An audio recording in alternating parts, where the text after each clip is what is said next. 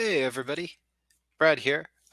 We should be live here on Collusion, and Marco is going to be joining me in just a second um, to to broadcast. And hey, there he is, Marco. Literally a second. Literally a second. I was waiting. I was waiting for the introduction, and that's why yeah. Oh, cool. Well, here we are, Millennium Blades, here at last. Collusion. Yeah. Welcome. Oh, Brad, we lost your video. What? Am I still here? Yeah. Yeah. You're not there for me. Uh-oh. I can see me just fine. Hey, chat. Can you guys see Brad? Just a sec. I'm gonna go look at the Kickstarter page and see if I can see myself. So we can see both. Okay, so people can see us both. So I guess Okay. that's fine. It's People just can't you, hear Marco. Brad. So some people say they can't hear you. Some people say Okay. Wait, so can you hear me or not? I can hear you very clearly. Okay. And my settings seem to be okay. Yeah. Okay. I think everything's okay. Yes, these are the guys from the Level Cap podcast. Hello and welcome to the latest episode of the Level Cap podcast. I think we misinformed some people, Brad. We Yeah. might have misinformed some people. This isn't actually the launch stream. This is the countdown stream. Since everything's done and accounted for. Oh anyway, yeah. Yep. Yeah. Actually, we only have room for 1,000 backers. It's Millennium Blades. Sorry. So yep. Time's up. Get We're your done. last We're pledges done. in, we're done. Yeah. We're actually done. We're funded and we're fine. You know. Yeah. But we we good are. to- We're funded. I want to say thank you everybody for backing, and so far already in the first 3 hours, bringing us to our first stretch goal. So wow, yeah, 1,000 backers. Wait, what did we already. unlock? What did we unlock while I was away? I literally looked away for half a second, and suddenly we have stretch goals already. What's this madness? Yeah, I know, right? So we unlocked the first stretch goal, which is a new set of venues. 6 new venues. Each one is linked to one of the 6 new characters in Collusion. So Yes. you have the mansion for Proxanne. You have the boat for Captain Cheetar. You have Canada, that kind of thing. just the entire nation of Canada. Canada. I mean, it's really more of an idea than a place. It's a concept. It's a concept. Yeah. You know? Canada is another state of mind. Oh my gosh, Skillian. I love Skillian because the entire lore behind him is that he's this mystical player from the mystical land of Canada. Oh. All right. Okay, so Brad, we're gonna have a really cool docket for everyone. You know, we're gonna be doing some cool stuff. We're gonna be talking about what's new in Collusion that, you know, just in case people haven't really read through everything and don't know what's coming for them, they'll have it. And true to the CCG simulator style, we're gonna simulate a preview stream for an actual CCG. So we're going to give some card spoilers, card previews, and probably talk about the overall direction of the set. Of course, all throughout, we will be taking your questions, wonderful viewers, and answer them live on stream, so long as they're related to Collusion and not personal. Don't ask me what I eat for breakfast. What do you eat for breakfast, Marco? Sausage McMuffins. You know, one of my friends, I think it was 3 years ago for Christmas, he showed me he had an automatic sausage McMuffin maker, and I hate to say, maybe I was a little bit jealous. Jealous? Oh my gosh! I think you shouldn't eat sausage McMuffins every day. I don't think that's probably not. It's probably not a good idea, but you know, America. America. Is that your national food? Sausage McMuffins? Yeah, it is. It's no longer the hamburger; it's the sausage McMuffin. Oh my god. Yeah. Let's. Okay. Yeah. We're just announcing anyway, the stream for yeah, everyone. if you can't hear us, we might be muted. So you need to click the unmute button, and then you might be able to hear us suddenly.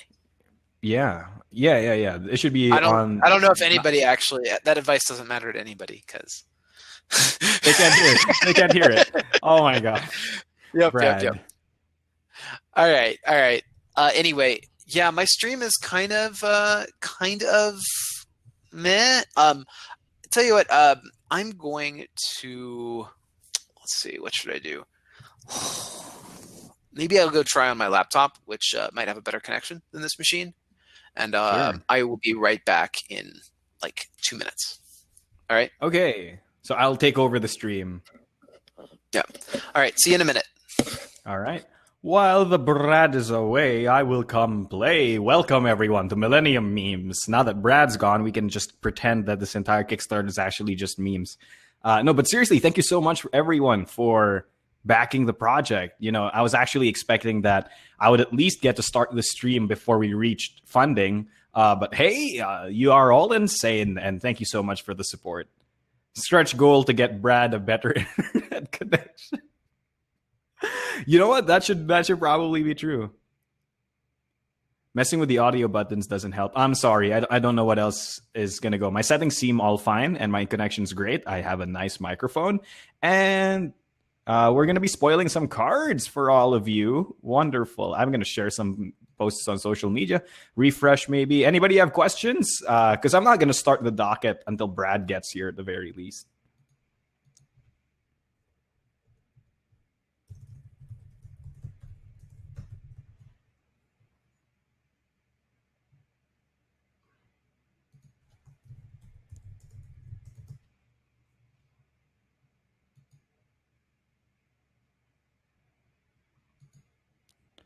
What's my favorite new set? Okay, so anybody who's been on any of the Discords or has watched any of the Level Cap podcast episodes knows that one of my favorite new cards is Van Diesel.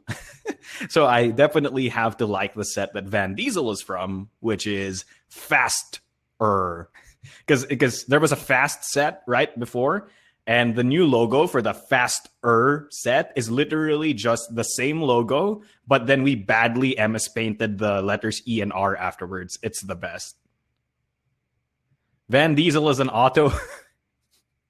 As much as I would like to say that Van Diesel is an auto win, sadly, we can't. I tried vouching for that, but then balance is a thing and, you know, an actual enjoyable game experience.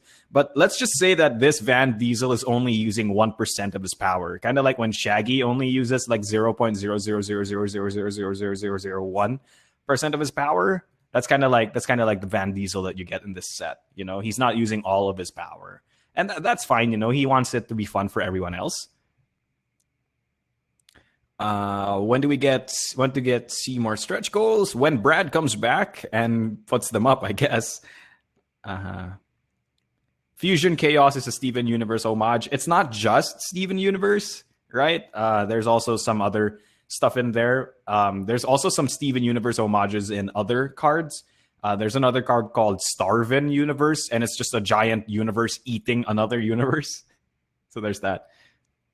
Can we get daily card reveals? I'm not sure if we're going to do daily card reveals, mostly because the cards are still kind of all in testing. So revealing them is kind of moot sometimes. Because, you know, like we could reveal a card, everybody gets excited about it, and then in testing we find out it's not good. And then we just change the card. So what's the point in revealing cards that just end up, you know, not going so well? I'm going to answer the chat questions first, and then the actual Q&A questions, we're going to do it when Brad comes back, since most of those tend to be like actual stuff that requires Brad's input, like does Collusion's box transform into a suitcase? I don't know. We'll ask Brad.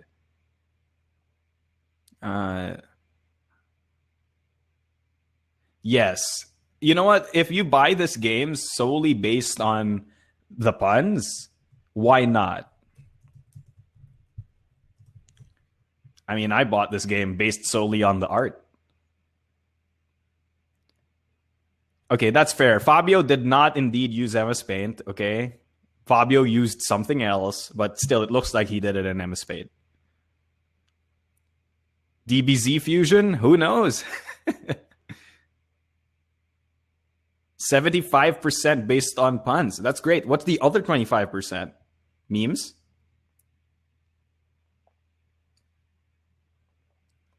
Why can I not fill all my SF Exceed characters all into one box? Obviously, the answer is because you didn't buy Collusion. Collusion can fit all of them. What series that you haven't parodied yet would you like to if you could? That's a really hard question to answer. I think we need a romance shoujo set, but the real thing is that we have already revealed that we have a monster girl set, and you know that the world just goes into horrible memes at that point. Welcome back, Brad. I've returned. I promise I did not tank our reputation while you were gone. Oh, I don't think you're even capable of taking our reputation, Marco. Even further, you mean? Well, so here I am. I'm gonna scoot back a little bit so I don't my face is not just like, ooh. Okay. Sure, Brad. All right. Cool. So hopefully I'm a little bit closer to my my router, so hopefully the connection is better and everything looks good. So yeah. You definitely look clearer. You know, your skin looks very more vibrant. So I think overall it's yeah. A good internet connection does wonders for the skin. You know, that rugged color. Yeah. That rugged color. All right. Okay. So everybody, is the audio sound good? Can you hear both of us at around the same level? I usually notice that my audio is usually softer. I can just increase the gain on my mic if that's the case.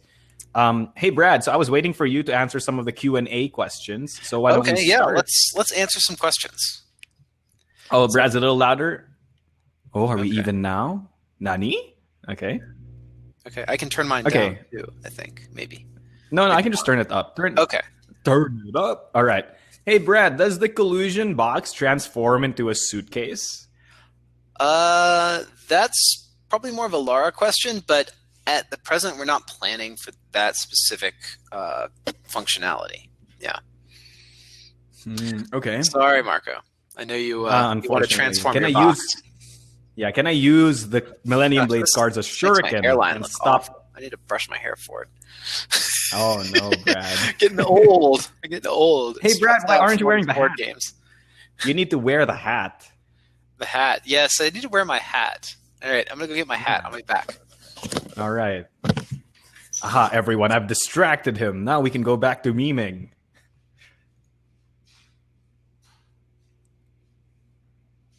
Suitcase is a 2.75 million stretch goal. No, we will only get the suitcase if we get $1 billion. How will Collusion's Kickstarter affect 7th Cross? Is the Kickstarter still planned for spring? I have zero idea. Wait for Brad to answer that question. Can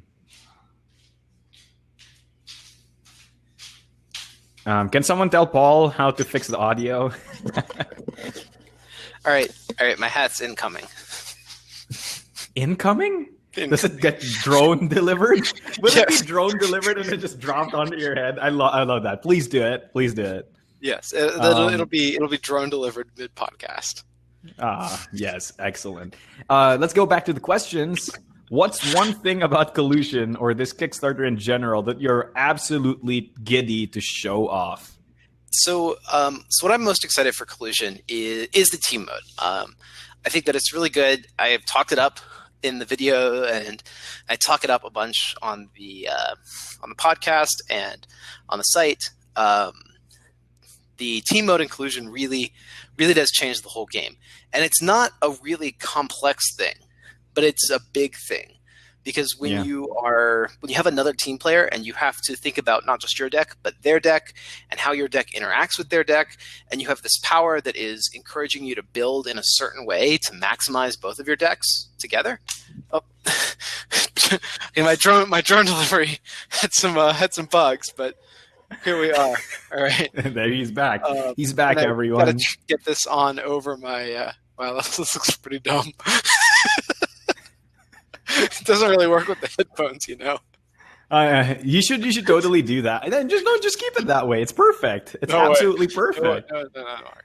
And then do like this and go like be streamer Brad. Like, oh kawaii, look at my cute hat. Okay, yeah. Okay, Marco. Okay, so team mode, right? Like, I think one the very cool thing about it is that you still get your individual character powers, but you still get that cool team power, right? Well, actually, you just get the team power. So you play with the teams Oh, and I see. characters in team mode. I Um, see. But some of the so teams are really cool, right? yeah, the teams are really cool, and a lot of the teams feel like the characters in a sense. So there's like a team that works with money. So you wouldn't have Fulton as a character, but you'd have a team that is money focused to play with. I So see. to that end, there's also a solo team called I think it's called Lone Wolf, and you can play one player against teams of two. So it provides you, a way to level the playing field and play against other players if you have an I thought it odd was called player the count. Chosen One or It might be something. chosen one. It might be chosen one. The name is changed at various times during the development. So no, Yeah. How many teams are we aiming for? There's a decent amount of teams, right? At least 5, I think. 6 if you include the uh, Lone Wolf team. you would have to ask Josh, who's the lead designer and developer for this game. But I think it's closer to 9 or 10. 9 or 10? Okay, Yeah, I must have a not lot read of good everything. variety in teams. Yeah, so some of the teams are really cool, and some of them Yeah. actually make use of mechanics that only work in team mode. So one of them is like, you and your teammate actually treat both of your tableaus as one tableau. So Yeah, that's yeah, pretty yeah. cool. That one is pretty crazy. I think it had to get nerfed a little bit for various reasons. Of course. But it's a pretty cool one. Absolutely. Yeah, it's definitely great. Let's answer some more questions. Are there limitations Thanks to for the backers? Hey, hi, Supermart. Is that a store?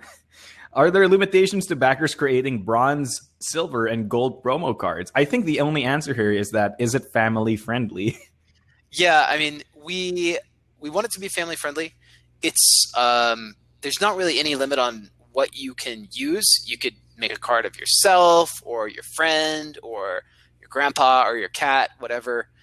You could even do a parody of just your favorite character if you want to put Knuckles in the game or something. I mean, really, like anything works. Can we do Italian Knuckles Italian instead of Knuckle? yeah, Italian Knuckles instead of Ugandan Knuckles, right? Um, do you know the pasta? Okay. I'm sorry. Yeah. So it's all about whether or not it's kid friendly, and Yeah. so long as it's within the spirit of the game. Yeah, we want to capture the spirit of the game. Fabio is super cool to work with, and if you just say like, "Here's my picture," and also I like this thing, he can work magic with it. Just be careful about ducks, because Yeah, I yeah, think you don't want if to you get make too it close to ducks, ducks. yeah. Fabio will go crazy if you give him ducks. Next question: is it possible to have an add-on for alternate currency? Millennium Blades themed poker chips would be ideal. So I hadn't thought about it because everyone loves the money so much in this game. So I mean, of course, you could just sub your own poker chips at home. And if you own a set of poker chips, you don't necessarily need to swap them out. If we did an alternate kind of currency, I don't know. I would want it to be something kind of unique. Like maybe we could do something with cards, maybe like credit cards. That would be cool. If we can get How about actual gold bars? actual gold bars, we can make that a stretch goal. Yeah. If we get 1 billion. I don't think we can get out that. I think we'll be losing money faster than we're making it, no matter what. If we put a stack of gold bars in every game. Okay, maybe 1 gold bar. Chris asks, how many mad memes are packed into this game? I think Brad's really frustrated at this question. Well, like I said, so I am not the lead designer. I have designed a lot for Collusion, but Josh is actually the lead designer and has the final say on the card content and references and everything like that. And so in that case, so you would really have to ask him what references and such are in the game and how many are actually in. I know that there's over 400 cards, so there's probably around 300 references in the game, if not more. And, I think I not want everything's an obvious reference either. That's true. I think I want to mention something about Millennium Blades that Brad always mentions is that Millennium Blades is not a meme game. It's a good game with memes. You know Yeah, what I it's the mean? game that it's the game which happens to contain memes. Yes. It's even if you took away the memes, it's still a good game, is the point, right? But the memes Yeah, just make it better. the memes make it a little bit more, maybe a little bit more. What's the word? Like relevant at your table. You can pull it out and you can have a laugh, even with friends that aren't necessarily CCG players. But we Yeah, do that's true. want to keep. We want to still want to be heavy on the CCG references as well. Yeah. So, but yeah, Okay. So Ian asks, oh, this is a gameplay question. I see that the rule for converting to money from money to VPs at the end of the game is gone. We've never liked that part of scoring. Is there something in the expansion that made that rule necessity, or is it safe to use with the pre-collusion content? And so, so so the answer to this is that it replaces. So NPCs replace that mechanic entirely, right? yeah, the NPCs are there to. So if money doesn't score, the NPCs provide extra points, and they're basically collection quests. So an NPC will say something like, "Hey, get me 5 cards with the same star rating," and you turn those in. You get the NPC, and they give you some victory points, and those victory points replace the money points. So rather than just stockpiling cash and getting VP at the end of the game, you actually you use your cash in the existing game economies to get cards to sell those cards for more points. So Yes. it's more in line with the core flow of Millennium Blades to do it this way. Yeah, because it was kind of quote unquote, counterintuitive that in this game where you're supposed to be buying cards and that's the main goal, that you don't spend money on cards. It's weird. Yeah. You can, so that's been taken out, and I think it's a big improvement to gameplay. If you wanted to try it pre-collusion, my best suggestion might be to make a second collection and see where that gets you. Yeah, But that's take out cool. money VP and give players 2 collections. But the NPCs provide a really neat outlet to card collecting. Yeah, Also, for thank you people for new who, backers. yeah, Justin I think we Gibbard, had like welcome. 13 backers just sign up. Oh, I missed all of them. Oh my Yeah, it gosh, only I'm shows us sorry. one like every now and then. But the I last one was see. 1,037, and this one is 1,050. So Wow. I think yeah, it's Kickstarter's still got some stuff to work out. It's fine. It's fine. Also, if people are wondering how does collusion affect the base game, money to VP is just nerfed in the new update to the set. So Yeah. there you go. Instead of like 4:1, it's now 5:1. So Yeah, there you go. It's not and as that fixes relevant it a little anymore. bit. But I think that NPCs really solved the problem on a fundamental Oh, level. definitely. Yeah. Uh, Yeah.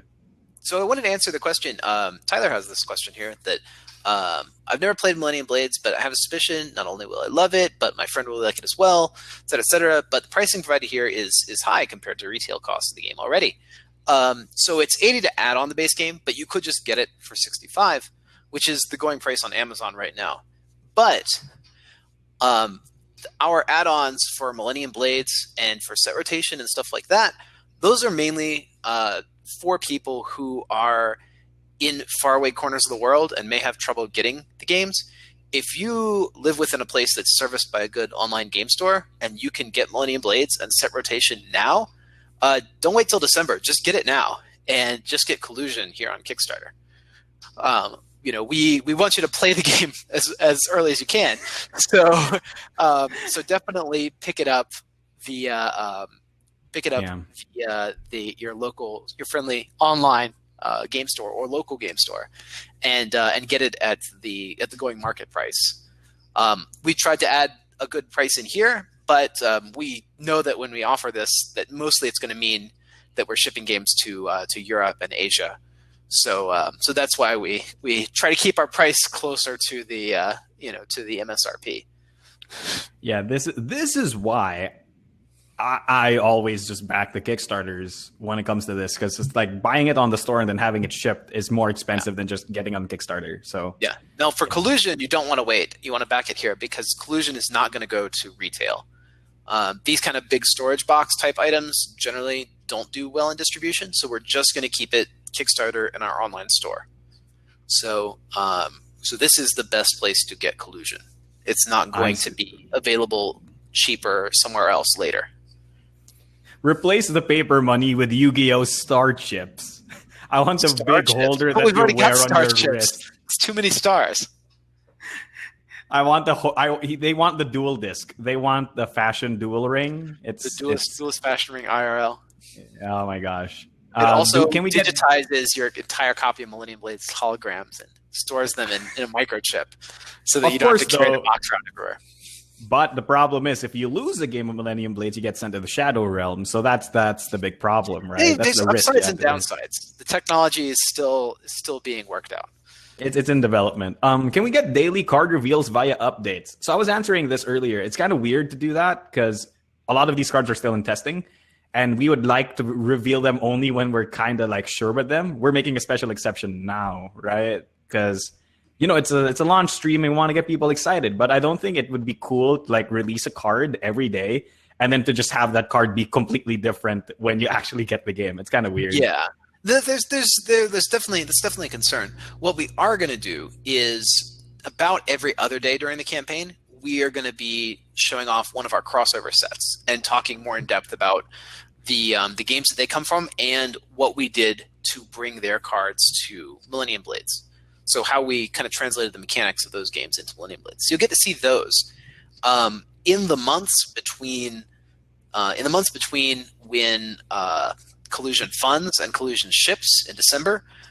Josh is going to be posting weekly or bi-weekly spoilers for cards. So he's going to be showing off cards as they're finalized throughout the development cycle. So you'll be hearing from us constantly for this project from launch until the game is, or sorry, from the conclusion of this Kickstarter, from the conclusion of Collusion until the launch of Collusion. Oh my gosh. Yes. Okay, that's true. Also, you will be hearing almost weekly from me for memes and actual articles about gameplay and combos and stuff. So watch out, I guess. So if you want, Marco, we can take those cards as they're ready, and you could reveal one a day on Facebook or Twitter or something like that. That's certainly something that we can do to do these kind of daily spoilers as we prepare for the game to launch. Sure. Somebody, Alex, also asked, I really like Fabio's designs for the game he was working on, Frame Wars. It's even featured in promo pack number 2. Got any idea on when we'll see more info about the game? Oops. Okay, next question. I'm sure Fabio could say a little bit more about it. We've talked back and forth about what we want to do for Frame Wars, but we haven't really settled on any kind of specific gameplay that Frame Wars is going to be. We really just know a lot about the world. So it may turn out to be a future Exceed season. It may turn out to be something that even happens in digital space. The truth is that we're keeping Fabio so busy with Collusion that we haven't had a lot of time to work on it in the past year. Obviously, the answer is that it's a giant mech robot dating sim. See, Brad, you'd like that with you, Marco. I've spoiled the entire thing. See, you're pretending that it's not even actually what it is, but it's definitely what it is. It's Super Robot Prom. Got it. Super Robot Prom. Excellent name. Brandon, since it now costs $5 to get a VP at the end of the game, does Card Shark get one VP for every $10? I think we would have to ask Josh for that kind of a specific rules clarification. He's been doing the testing and balancing, so he would have that exact info. I don't know if he's watching us right now, but we'll that'll be clarified eventually. If it wasn't in Collusion, though, because Card Shark was designed during the Collusion era, and that's when we made that rules change. So we presumably Card Shark is designed around Collusion's rule set. Standard, around Collusion standard. Yeah.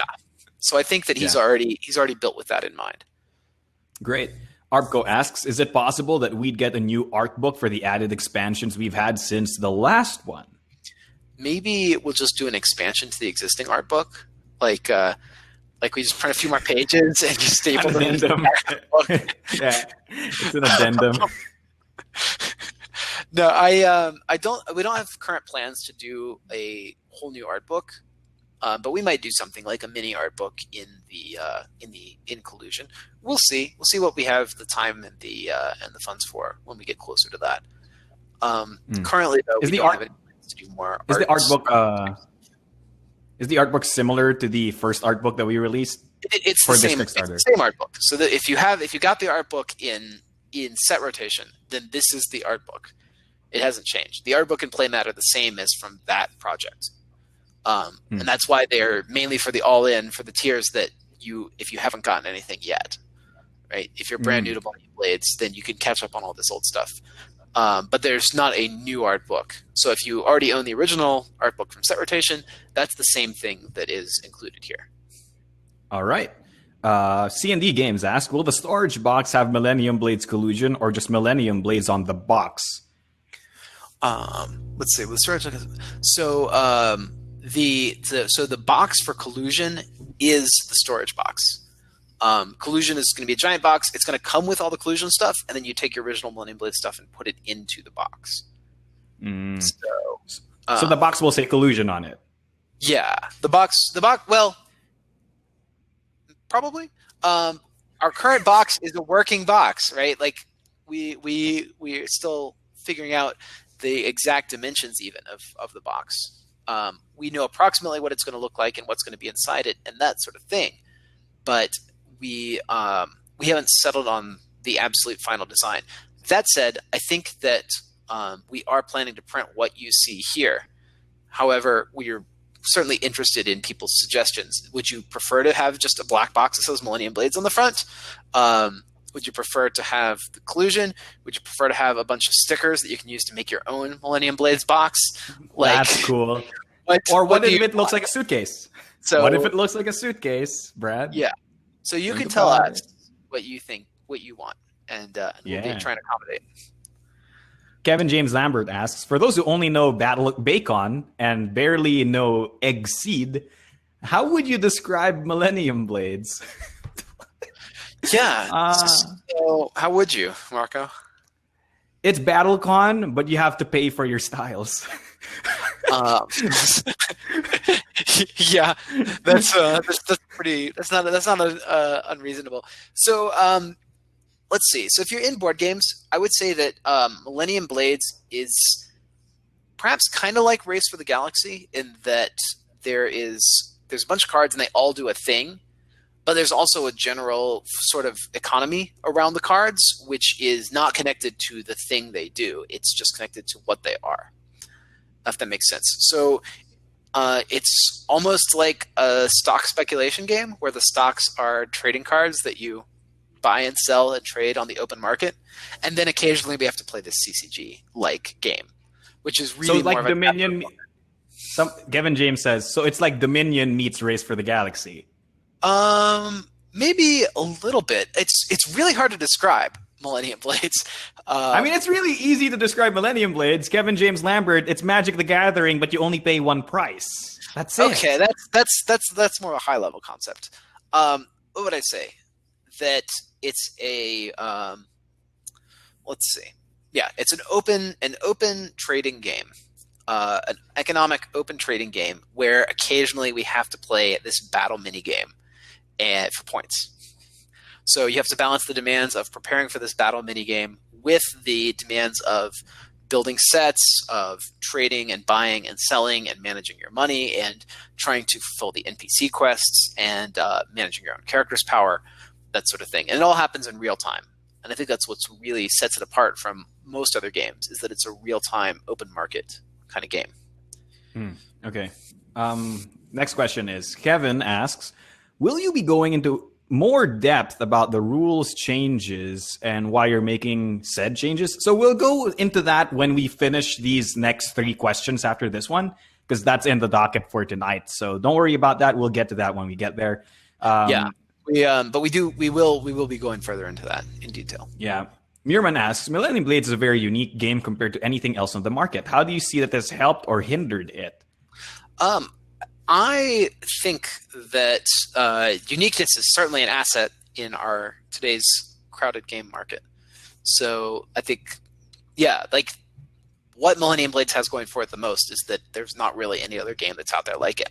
At the same time, that does make it a little tough to describe, but we could just say, as you can see, but when we say like hey, trading card games, you've played trading card games, you've lived this life. Do you want to play a game about living this life? And people get it, like you can kind of understand what that's going to be about, right? Yeah. I mean, when I sold it to my friends, I basically told them, do you want to play a board game that makes you feel like you're the characters in Yu-Gi-Oh? And they were like, sold. $10 million.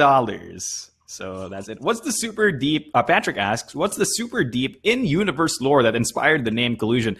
Okay, so there's actually lore behind this entire set, and it's dumb, and I love it. But essentially, Millennium Blades has always been about silly lore. Like set rotation was this apocalyptic alien invasion with the Illuminati, and also there's zombies, and and an evil rival TCG connected to Cthulhu.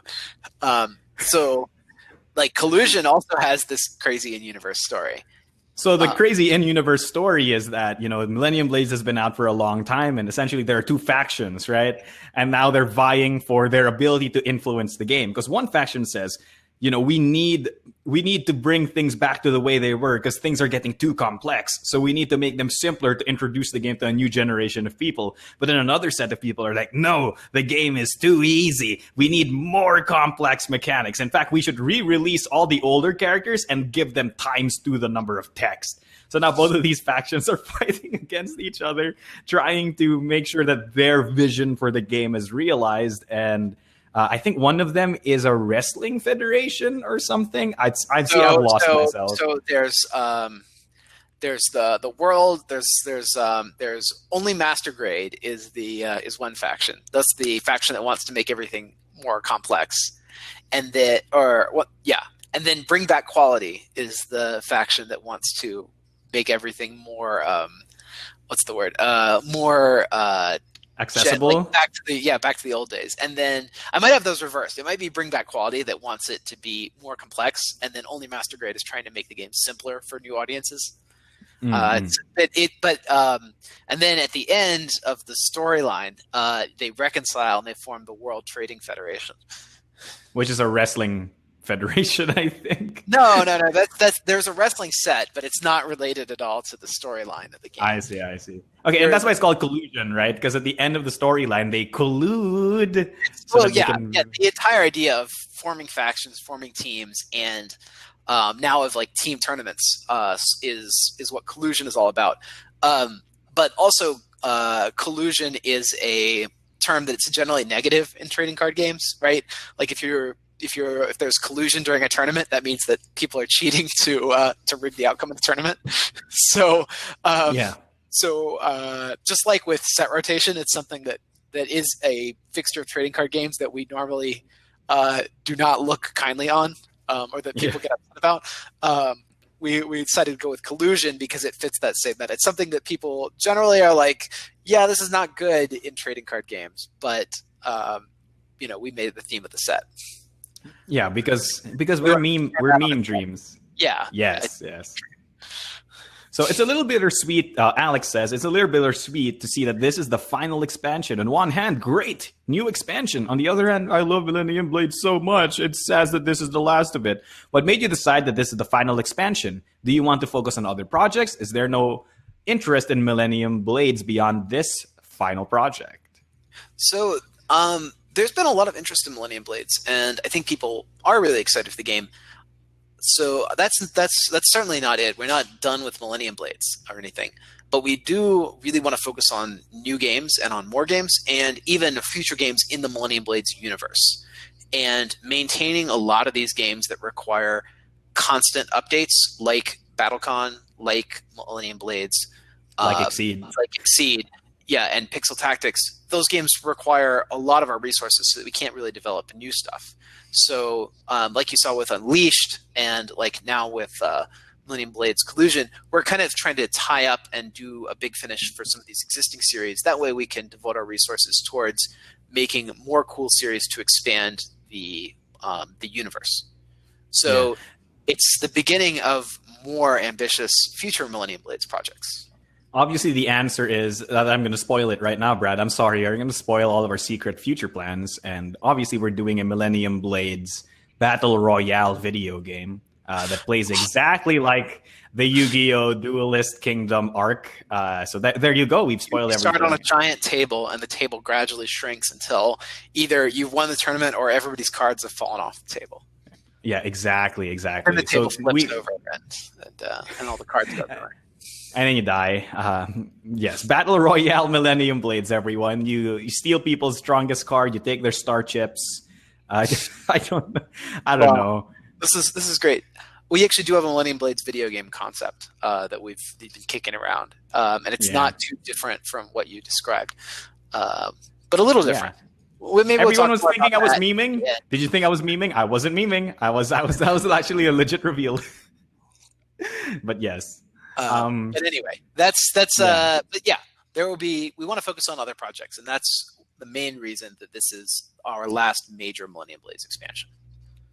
Okay. Next, we'll finish these last 3 questions, and then we'll definitely have to go to the docket. Will the game of the Millennium wrap fit the Collusion box? Yes or no? We don't know because we don't know the final Collusion box size yet. It's unlikely at this time that it's going to fit in that way. The Collusion box is already much deeper because the cards are stored upright rather than like on their sides. Sideways. Yeah. So the box is already much taller than Millennium Blade's original box. So we haven't decided exactly what we want to do with the box wrap. And that may be something as simple as, just not doing anything at all. I mean, the existing Millennium Blades box is still a good storage solution, especially if you want to keep your store or some of the extended content separate from the base game. At the same time, it's difficult to really do anything with it because, it assumes a certain size. That said, the box is actually the same footprint as Millennium Blades.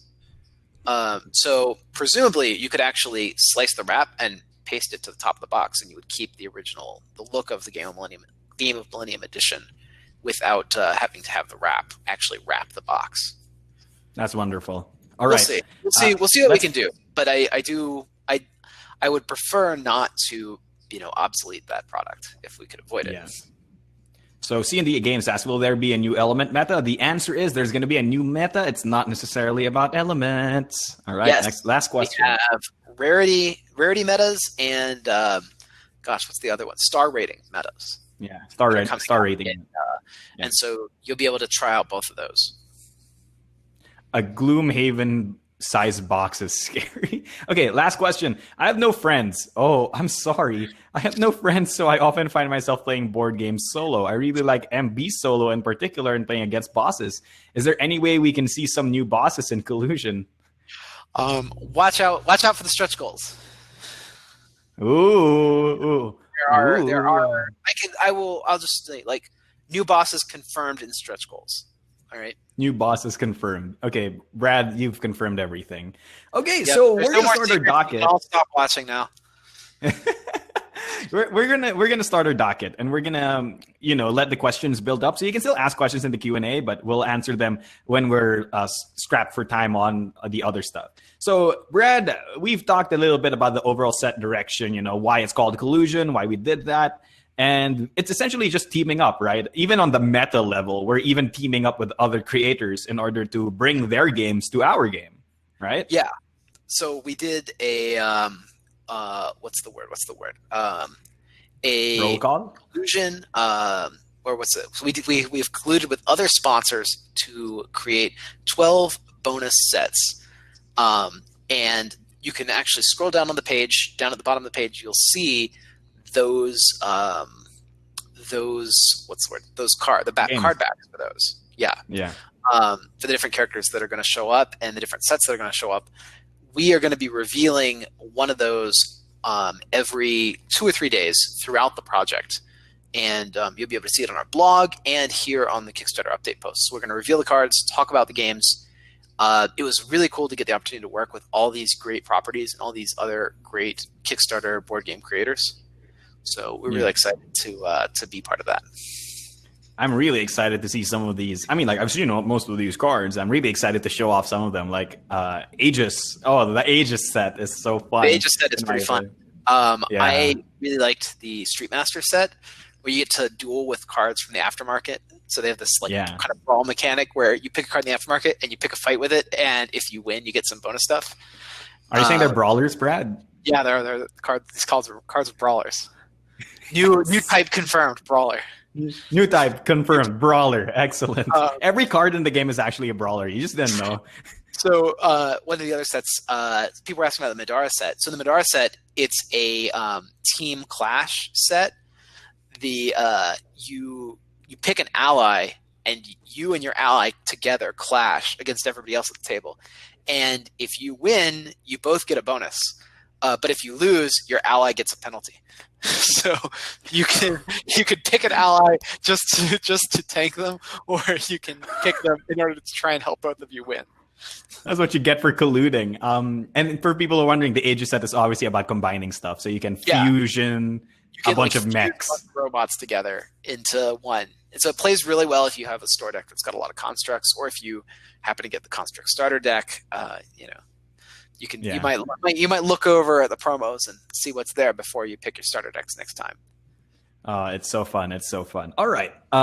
Brad, overall, we're so excited to show everyone the rule changes. So essentially, a lot of things have changed. The major ones are mostly revolving around NPCs and money for VP. There's actually a lot of stuff that integrates to that. Yeah, and before we get deep into it, I want to say that Josh and Laura have done a really great job of building a change list sheet. So if you scroll down on the page, there's a link you can click, and it will link you to a page that has all the changes to rules in Collusion, and it's just one page long, but you can really dig into the exact details of these changes. Yes. So yeah. But David, welcome. Changes.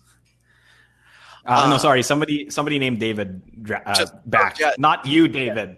So, I'm sorry. I sometimes forget that's your name. 40 people have backed since the last time we said, "Hey, thanks for backing, Marco." You're not showing us everybody, and it's a little bit distressing to me. It's a bit disappointing. I want to thank everyone. Thank you. Oh, the whole time. Thank you times 40. Thank you 40 times while we're here. Thank you. Salamat.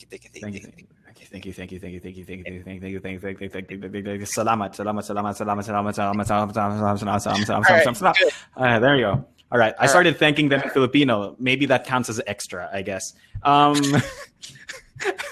Okay, so the big rule change. Thank yous. Yeah, one Filipino thank you is two English thank yous. That's just how conversion works, you know? Yeah, wow. That's the exchange rate you get there. Yeah, I mean, hey.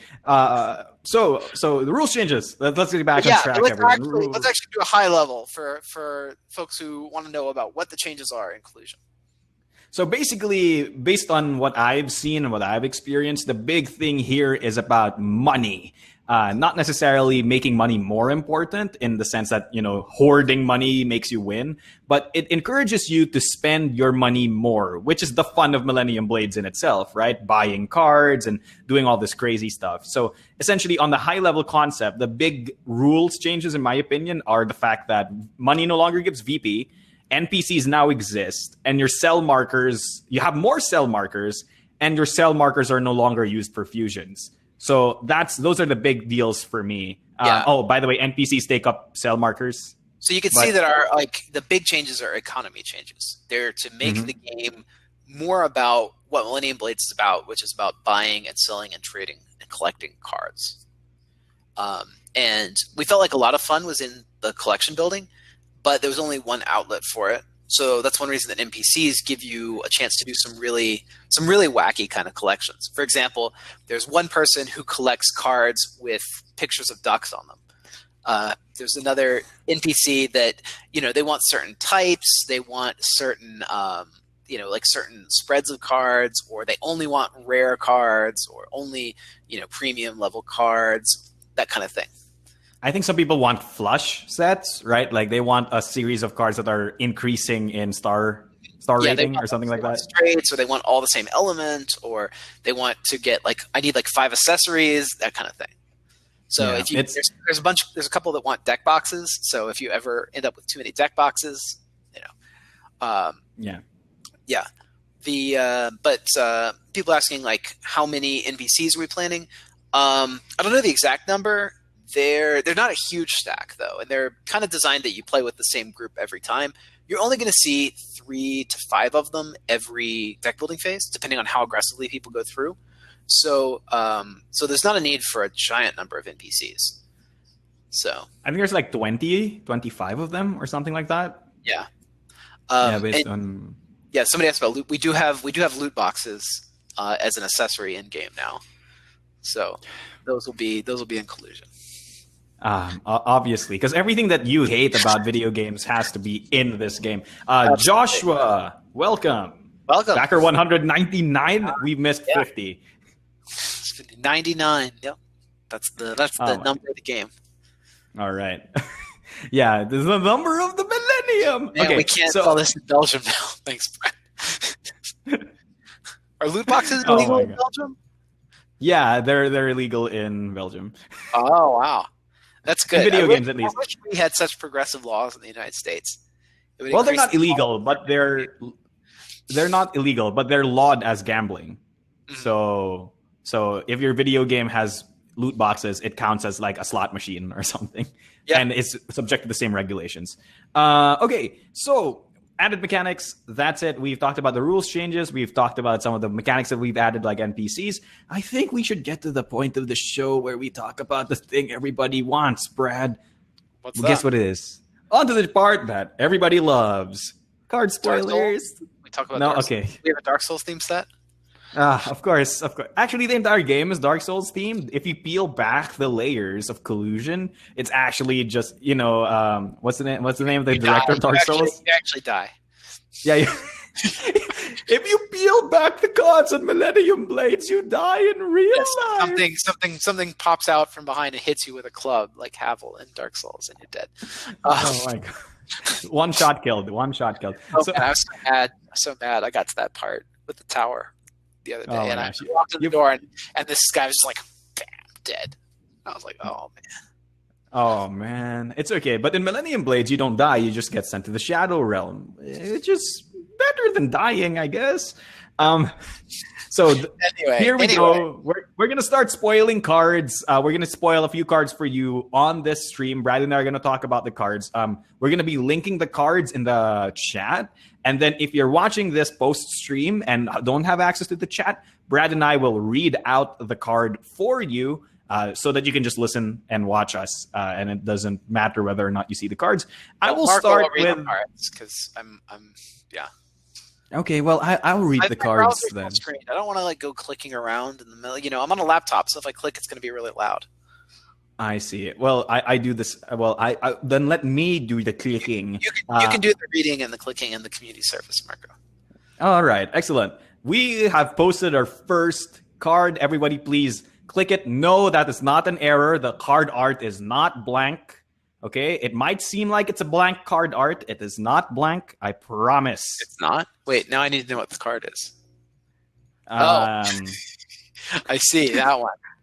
Yeah, now it makes sense. Very popular card in playtesting. People love this card. Yeah. Okay, so but now I can't exit. See what happened, Marco? I knew this would happen. But I didn't tell you to click it. You clicked it yourself. You did that on your own volition. Video screen. I'll tab. Oh no. Okay. What have we done? All right, so everyone, this card is Can't See Me, spelled Kent space Ceeme. He is a 3-star wind. I forget what that symbol stands for. Warrior? Soldier? That's not soldier. It's shucks. Pro player, actually. Pro player, there you go. Pro player, much like the sports set. Typically, you can only find these on the Pro player cards, yeah. But there are a few sets in the game that use them. The sports set uses them. And this set, the wrestling set, uses them. Yeah. That's okay. Yeah, and it's called the wrestling set. No, it's called something else. WSF. It's called World Sellout Federation because it's all about selling, which is a term in wrestling, right? Yes, and it's also about selling merch. And but the set is about selling merch, right? So it's about merchandising. Anyway, this guy, he lets you sell stuff mid tournament, and he also can come out of your binder mid-tournament. So you don't even have to bring him to a tournament. He just pops up out of nowhere and activates. With trumpets. Yeah. So let me read the exact card text, right? During a tournament, this card can be played from your binder as if it were in your hand. As a play effect, you may sell a face-down accessory in your tableau to gain twice its star value without using a star marker. Gain 2 points for each dollar gained this way. Very powerful effect. So Can't See Me literally busts through a wall with trumpets and then sells merchandise for you. It's also a way to get extra money in the next deck building phase, and it's a great way to get double the mileage out of your accessories. Yes. Also, one important thing to note that I want to note now is that this card is only possible because of the Collusion set changes. You know what I mean? Because if money was still as important to gaining VP as it used to be, if it was still as efficient and economic to hoard money, this would basically not exist. This card would be really hard to print. Strong, right? To give those. And we had some of that problem with older cards that gave money. So we had to be really careful about that. Or rather, we had to change the rules of the game so that we didn't have to be that careful about it. Game design. Design space. So this is really cool. I have there's some really interesting combos, quote unquote, that you can do with this. It's pretty fun. Like some of the accessories are really good for just one tournament, and then you just get rid of them because you'll have a bunch of other accessories. One thing too that is cool about this card, he's the common card in the wrestling set. He is. So there's there's like 3 copies of him in the deck, and because he's in your binder and not your deck, there's not a limit on how many you can bring. There's only a limit on how many you can bring to the tournament, not how many you can own. So you can just go pa and like bring out 3 of them if you have 3 accessories in your decks. If your decks, right? Your decks. But other people can just bring 2. Yeah, that'd be pretty cool. And it really works with some of because accessories tend to be cards that have high star values. There's rarely any accessory that's below 4, as far as I know. And when you do use the accessory, sometimes you have redundant accessories, like maybe you have extra card sleeves or like the lunchbox, stuff that you need for this tournament, but not really long term. You have a Millennium accessory that's like worth 10. Oh my gosh! If you sell a Millennium accessory with this, so good, especially on the last tournament. So that's the big thing about this card, right? You don't have to invest anything when using this card except for the deck space or the tableau space. Yeah, it's a very nice, generally useful card, and that's one thing that we've evaluated a lot in cards inclusion. We started looking at cards from a standpoint of playability, right? Like you're going to see about 50 cards in each deck building phase, and with each one of those cards, the question you ask is like, is this card good enough to go in my deck? What's the playability of this card? And that's dependent on a lot of factors, mostly on the kind of deck that you run, but it's also dependent a lot on the card's power level and just on how much it assumes about your deck, right? And this is a card that really any deck can use. Yes, unless for some reason you don't have accessories, or you need to keep your accessories face up for some reason.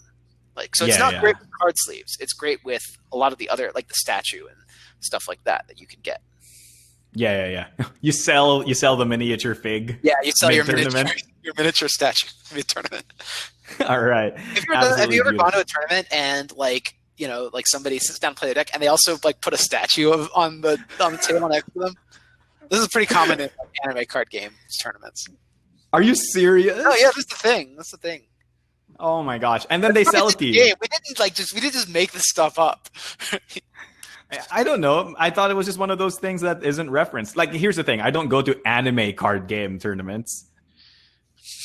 Yeah. Okay, I don't go to anime card game tournaments, Brad. I don't know what kind of. I only go to American card game tournaments. Okay, Bandit Keith. Let's go on. Let's go on to the next card. America. All right, let's go to the next card from one of our faster sets. I know what this is gonna be. No, it's not. I will not reveal Van Diesel on this stream. You can't put enough Van Diesel, can you, Marco? Our savior Van Diesel does not deserve to be released on just any stream. You know, he needs to have an entire update dedicated to just him, right? So, so the driver, it has to be the meme stream. The meme stream. All right, so the driver is a 7-star card from the faster set. He is a fire citizen, and I believe he's the rare of the set. Is he? Yeah, is he the rare? This is the high card in the set. There's only one copy of this guy, but he's so good. This is such a cool effect. So what happens is you play him, because of the speed effect, you get to play again right after. What you play after, if it has a score effect, it'll score now. And then it'll score again at the end of the tournament. But you can make a score effect proc twice. Imagine hitting something like Exaltius with this, right? You can effectively double your money, and you can make sure that that you are not vulnerable to disruption of the score effect. Yeah. So the thing about Blargady, welcome. We're 124. We've missed so much. Okay, yeah, that's like 25 people since the last one. Well, oh my gosh, Blargady, you're the best because you showed up on the stream. Yeah. Of course, because there's a pecking order. Some backers are more equal than others. So the driver is pretty cool. Stream than others. So the driver is really strong. Yeah, indeed, because I think it's a combination of both of the effects, right? Not only does the play effect allow you to double down on a score effect, it also allows you to get that score effect now and prevent people from disrupting you. And it's very important, like you said, for Exaltius, right? Because when people start realizing near the end that they're like, oh no, he has an Exaltius board, you can go like, haha, 2 cards in, driver, Exaltius, I win, right? Like, that's how you do it. Early. And this goes back a lot to like what we were talking about a second ago with playability. Like, this is a card that you don't have to have a crazy combo score deck. You just have to have any good score effect in your deck to make this card good. So the playability factor of this card is really high. It's really useful for just about any archetype that is going to do any kind of long-range scoring, or a archetype that is, that doesn't want to do long-range scoring. You just want to get your points now and get out. It can also be useful for a deck like that wants to splash in a score card. Yeah, or it's just really, really powerful because essentially it's also really powerful for a bunch of other scoring effects that are like, like the problem with scoring is that you basically have to play them late in order to make sure that they're safe, right? Yeah. And driver basically makes any scoring effect safe. And if for some strange reason you need to play your scorecards early, you can driver scorecard as your first play, and then you can combo after it. So maybe if you're running the blue deck, right? The blue starter deck, I forget what it's called, Mystic Veil or something. Mystic Water or something. The blue deck is, I think it's, yeah. Oh man, I forgot the name of the water starter deck. Yeah, the water starter. Essentially, the water starter deck could work with this deck because some of the cards are like Blue Lake something. I know it's like anyway, Blue Lake Village. It's the village. Blue Lake Village. There you go. Ferdinand memorized all of these. Yeah. So for example, you could. By the way, if you haven't seen the weekly Millennium Blades videos that he did last year, or like I guess it's been 2 years now, you should go back and watch these because he did a feature of the week for some of the sets in the original Millennium Blades. They're a lot of fun to watch.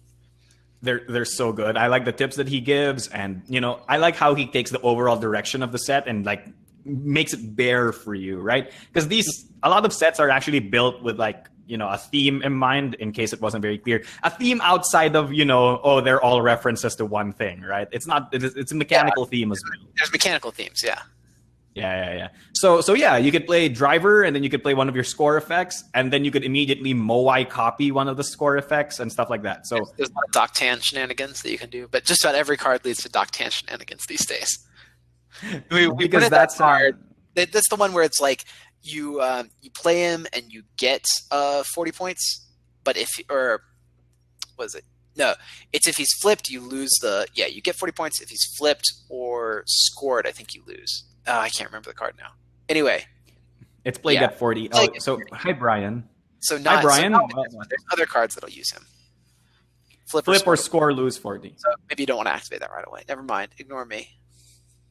But here's okay, look, I'm writing some articles about this. There's a card in one of our new sets that basically combos Omega well with Doctan.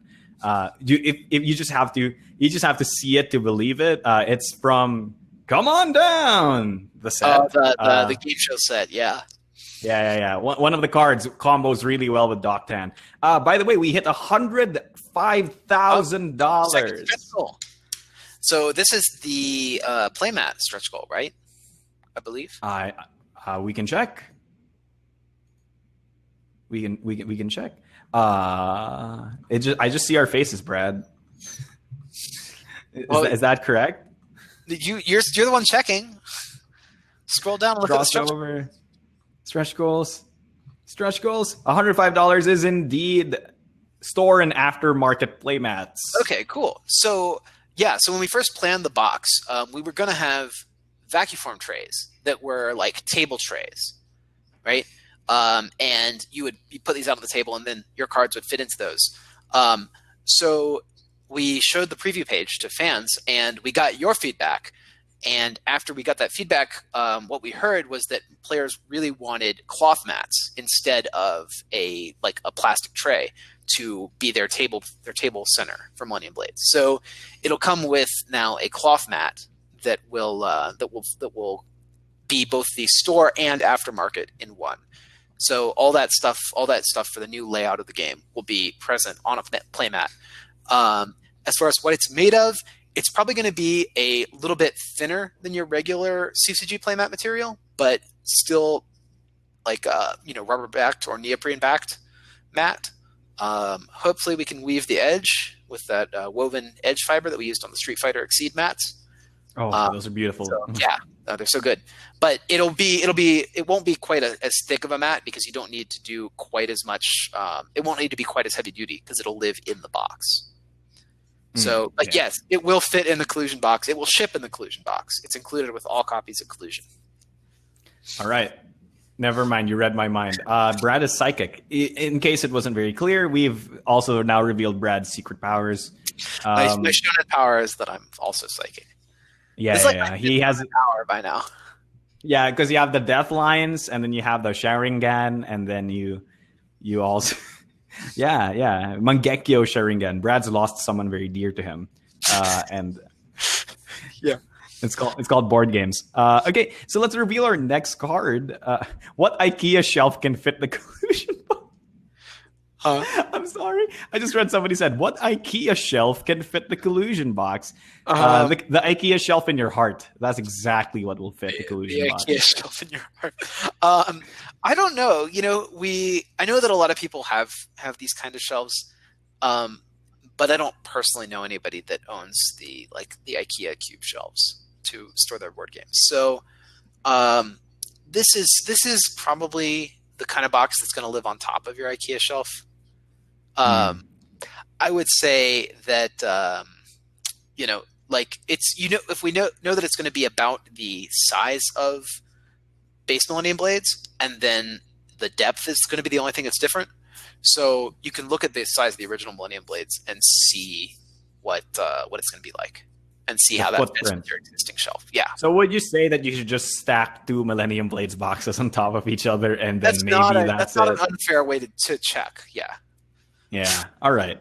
I Okay. would say don't buy your furniture to fit your Millennium Blades until you actually have the Millennium Blades in your hands. Then you can go. Obviously, the answer is you buy 7 pieces of furniture, each with variable sizes, and so that you can custom fit your Millennium Blades, and then return all the other furniture.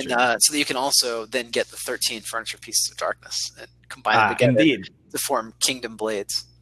Kingdom Blades, which you then use to purge Xehanort from your heart, right? And then after that, you can then visit the Light Realm, which is the opposite of the Shadow Realm, of course. Why do we meet? We need to have a Kingdom Blades parody. Fabio, get on that. Kingdom Blades. Fabio, it's not Kingdom Blades. It should be something like, Hey, welcome back, Urutsini. Urutsini, right? Welcome. Thanks for backing. The set should be called something like the creator of Sagas from BattleCon. Oh, are you serious? Yeah. Okay, hey Ursini, it's your fault. Everything's your fault. Why is Sagas is too good? Okay, no, but just kidding. Okay, no, but seriously, the set should be called something like Kingdom Hearts. No, Shire Spleens, or like Village Lungs, or something like that. It'll be pretty dumb. We already have Sora in the game though, so We sorta, yeah. Sorta. I hate it. I hate everything. Let's go to the next card reveal over here. I have posted it in the chat. We are now going to go into some deck boxes so that we can see some great stuff.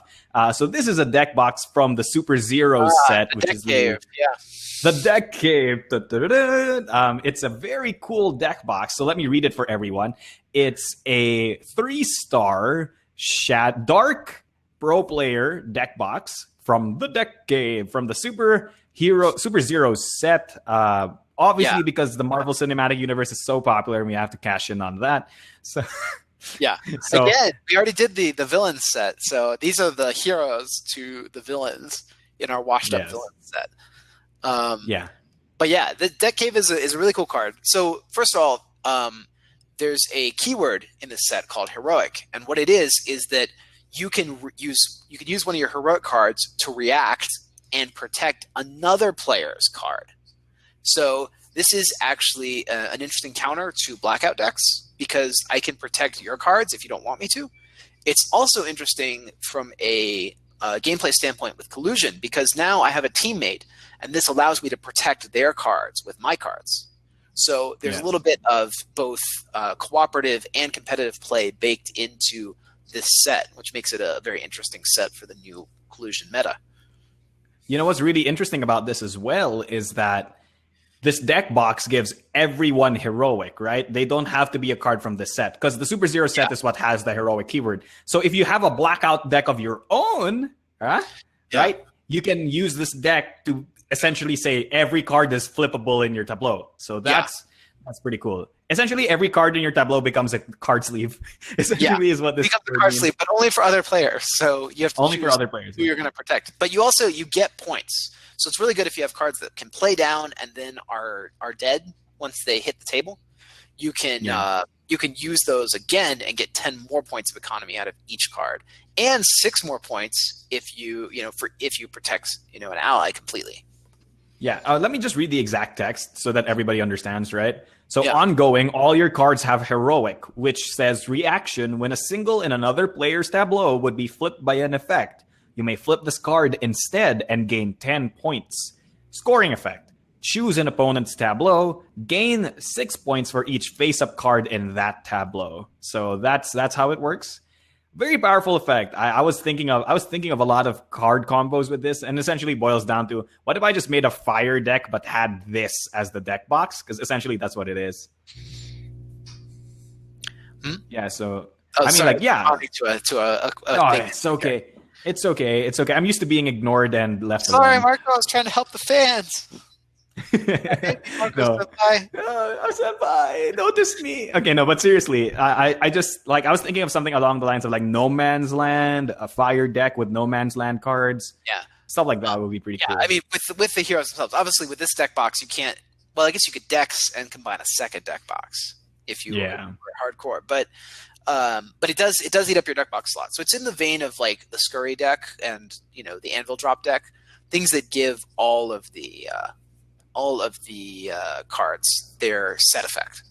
But anyway, this kind of gives you a taste of what the Super Zero set is all about.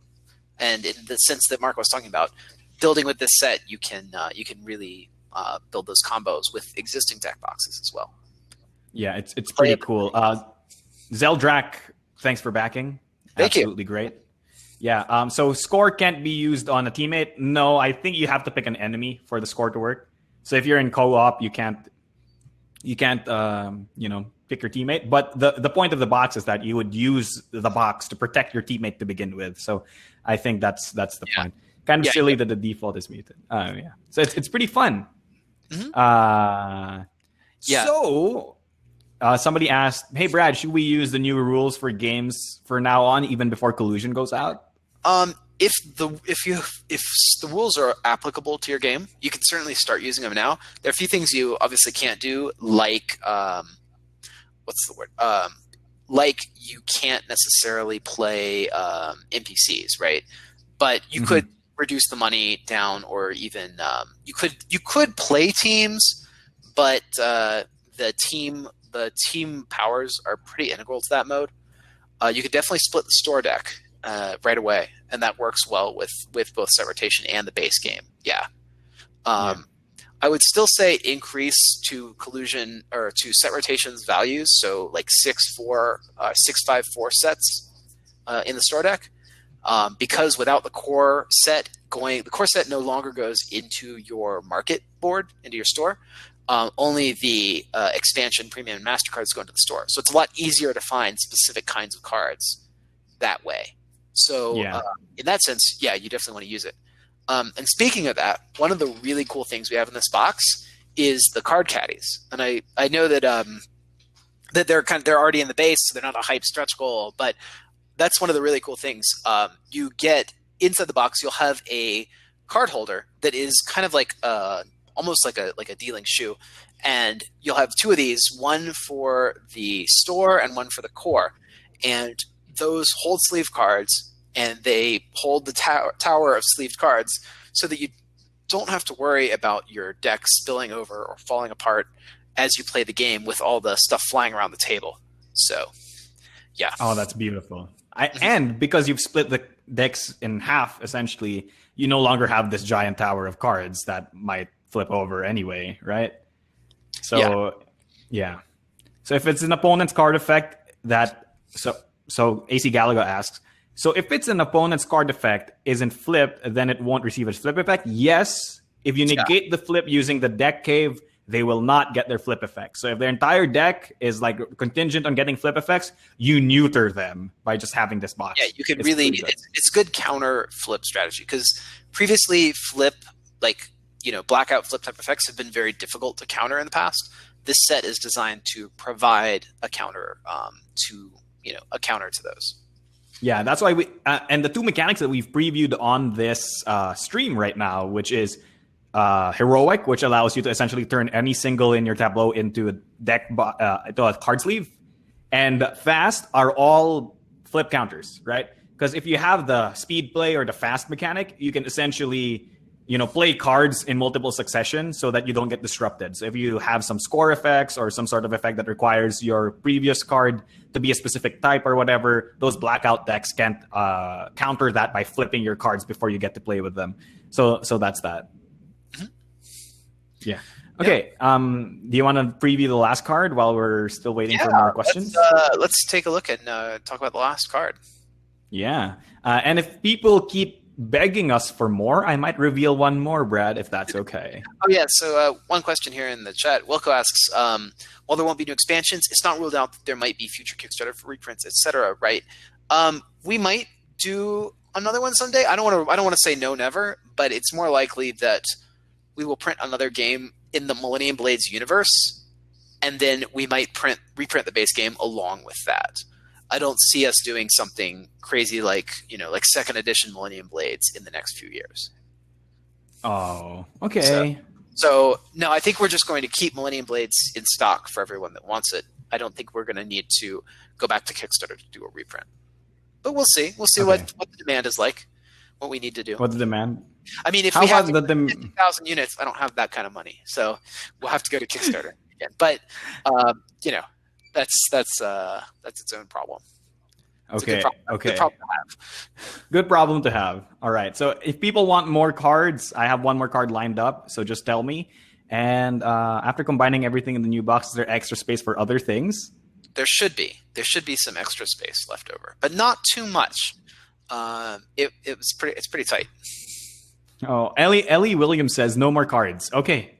All right. I won't even preview this last one I was supposed to preview. No, just kidding. All right, let's preview this last one. Brad, put on the hat. Please do it for me. Put on the hat. What? Why is this? Yes, what is this card, Marco? Click the card, everyone. You will see that it is a card called the Trivia Pursuist, part of the Board games set.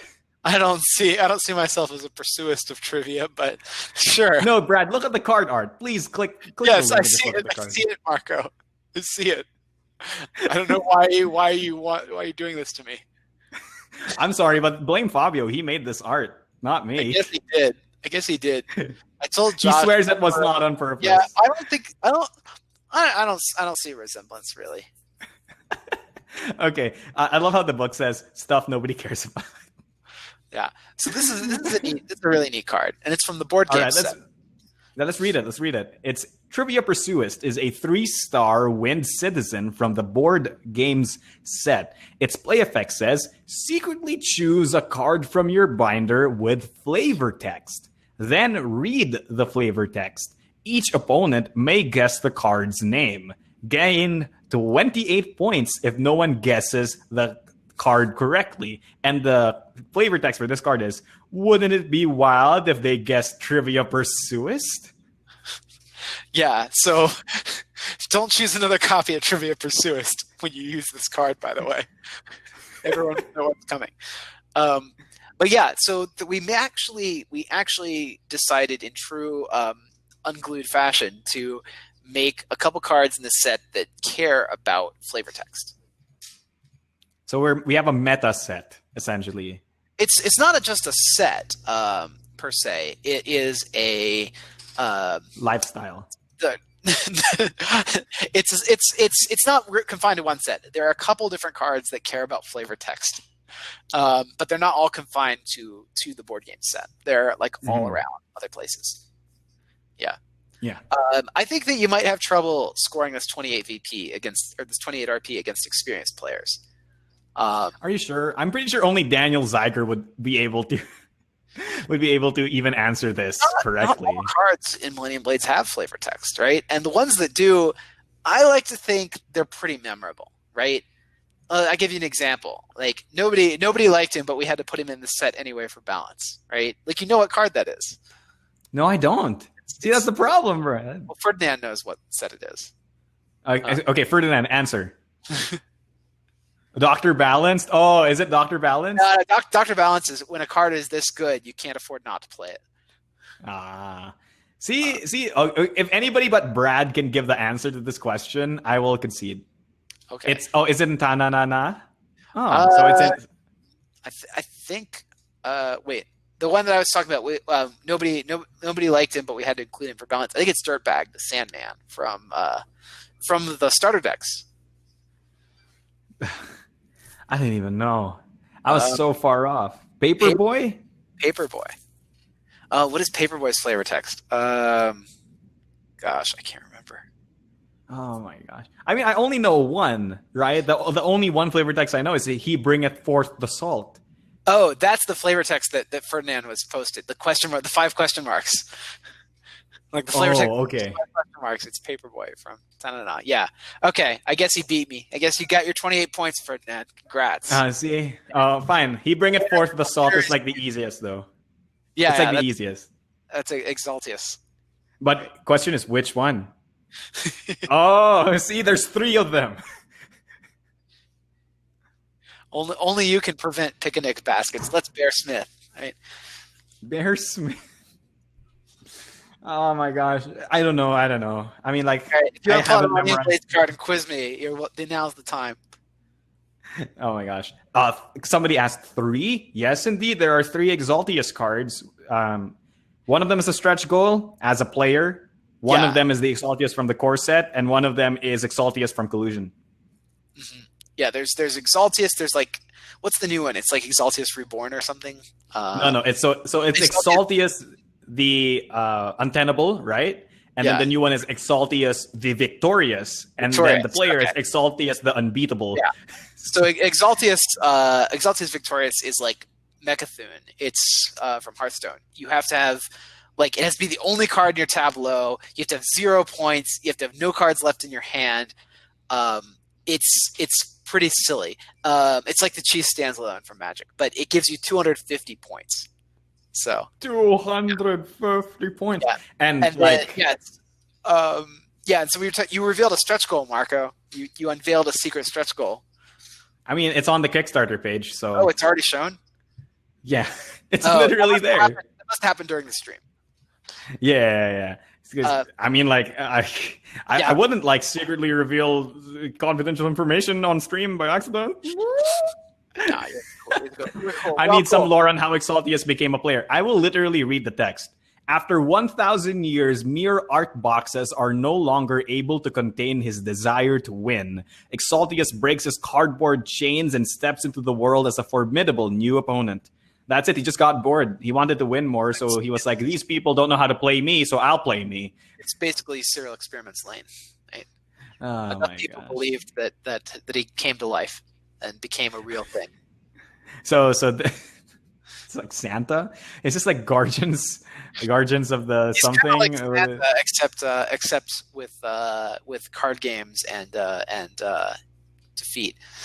He has a bag of card games. Brings defeat to the other players.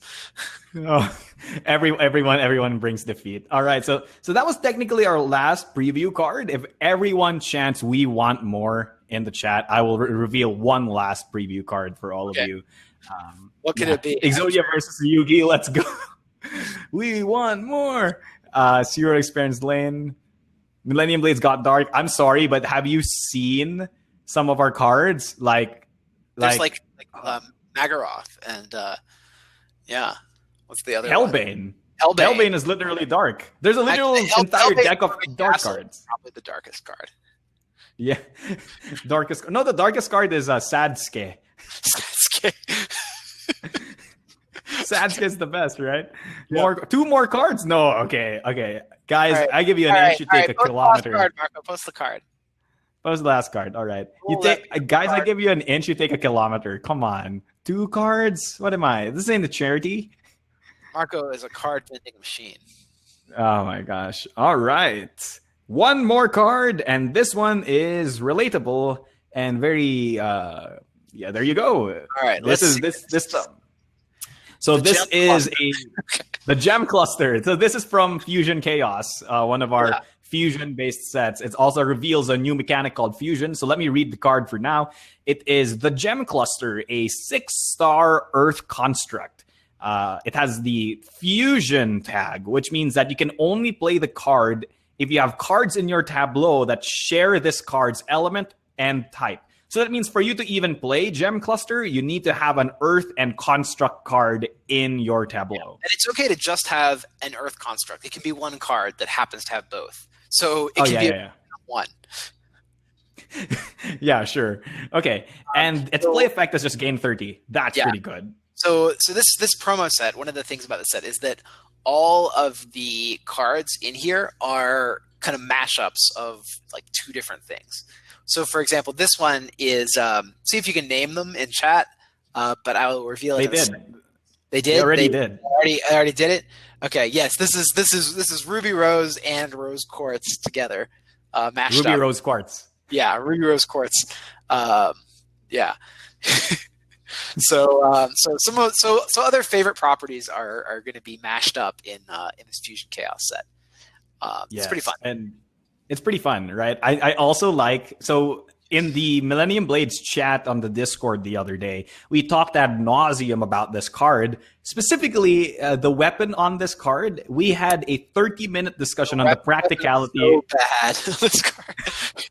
like just take a second look at this, all right? It's a scythe machine gun. There's a handle in front of the scope. Yes. Also, it's impossible to actually use the scythe because the handle is in the way, or the magazine is in the way of the scythe. So you can only use the scythe once you've fired the gun enough times. And you've removed the magazine. But Brad, here's the thing. What many people don't know about the weapon is that it's like in Rurouni Kenshin. The sharp side is on the opposite side of where you'd expect it to be. So it's not the inside of the blades that's sharp, it's the outside of the blades that's sharp. I see. I guess that would work. It's so what would happen is you would slash them with the front side of the scythe, right? And then it would lead straight to the barrel of the machine gun. Why does the handle have spikes? In case somebody accidentally steals it from you. It's defense. Of course. Oh my gosh.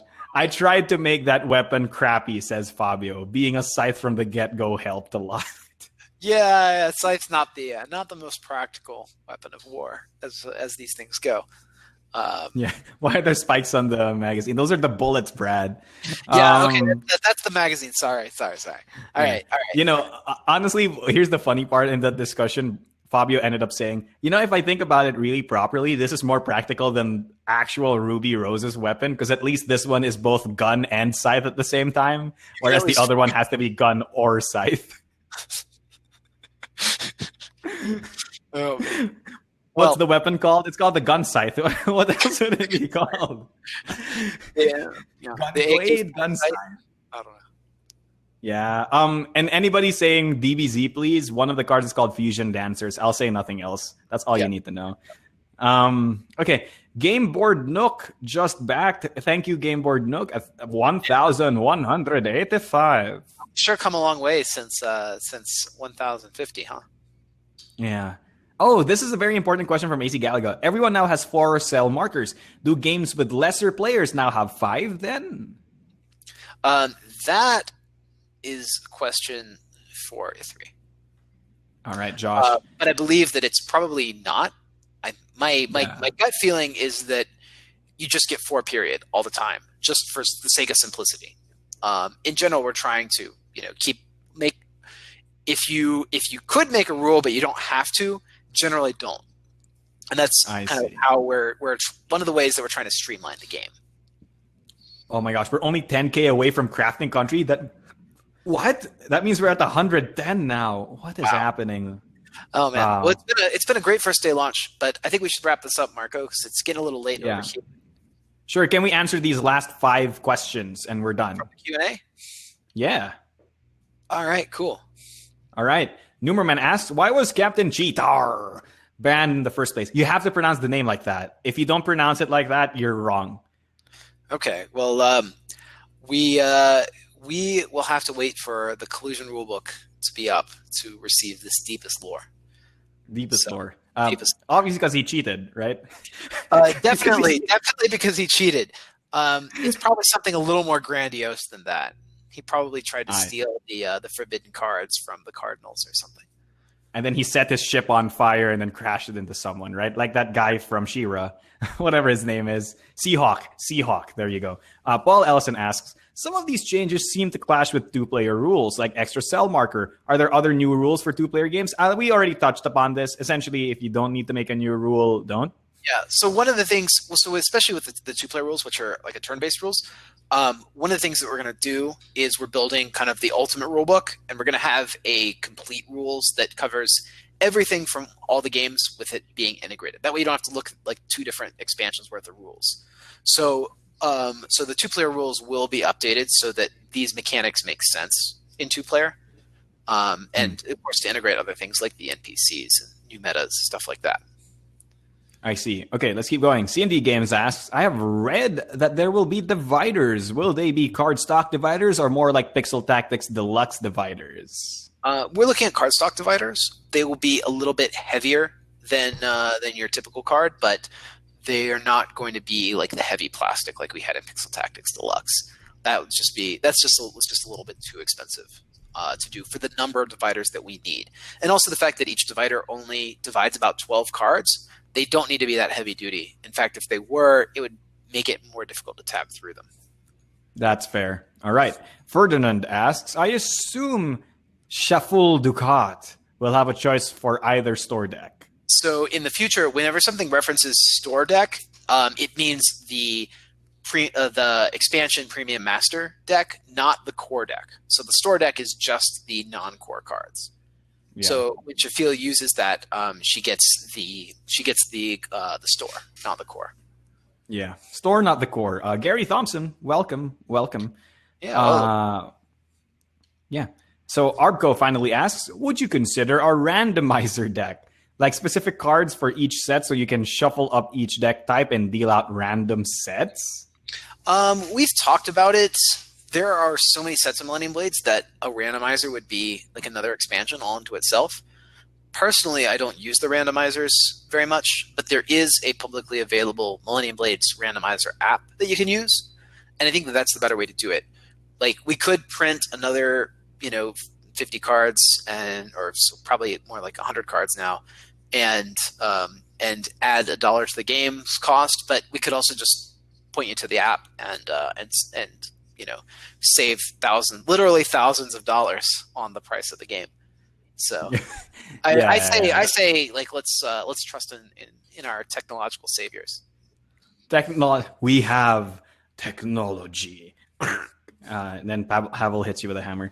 All right, so we're going to be ending the stream very soon. Thank you all so much for being with us and helping us talk about Millennium Blades, talk about Millennium Blades.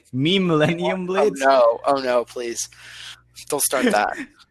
Don't start that. Don't do it. Don't do it. Don't do it. It's bad. Don't okay. Do it, Marco. Don't do it. Don't do it. All right. Thank you all so much for being on stream with us. It was great to have you. If you missed some parts of the stream, I'll upload it on our official YouTube page in its entirety. So don't worry about it. We'll be fine. So as usual, that's been me, your presenter, host, co-host, Marco DeSantos, also known as the Mechanic Critic, and with me has been my illustrious, amazing, colluding co-host, Co-Collusion. Brad Telton. Thank you guys again for being with us and for making the first day of Millennium Blades such a success. It's not over yet. We'll still be around in the comments, so catch us there, and we will be back with updates pretty soon. So see you guys next time. See you next time, and thank you, World of Indians or Millennium Blades. Thank you, and good night.